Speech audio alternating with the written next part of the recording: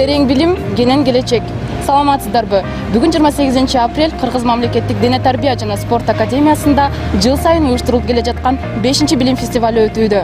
Да, 5-й фестиваль образования, тема которого «Здоровый образ жизни». Сегодня пройдут увлекательные экскурсии по физкультурной академии. Ошондой эле ар кыл тармактагы мастер-класстар жана иш-чаралар уюштурулмакчы. Асель, мне кажется, будет жарко, хотя и пасмурная погода.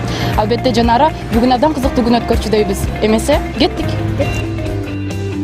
28 апреля в Кыргызской государственной академии физической культуры и спорта прошел первый день фестиваля образования, который посетили около 5000 участников, большинство из которых учащиеся 9 и 11 классов столичных школ. Преподаватели, среди которых немало заслуженных мастеров спорта, и студенты продемонстрировали широкий спектр образовательных и спортивных услуг Академии физической культуры, достижений КГА в КИИС. Манеждин борбордук бөлүгүндө кесипке багыт берүүчү ар кыл тармактагы мастер-класстар жана көргөзмөлөр өтүлүүдө. Узнать о колледжах и лицеях, имеющихся в столице. И, конечно же, встретиться и познакомиться с ведущими спортсменами нашей страны. Фойе, коридоры и актовый зал физкультурной академии были украшены работами участников и победителей конкурса плакатов «Мы за здоровый образ жизни», проведенного среди школ города Бишкек.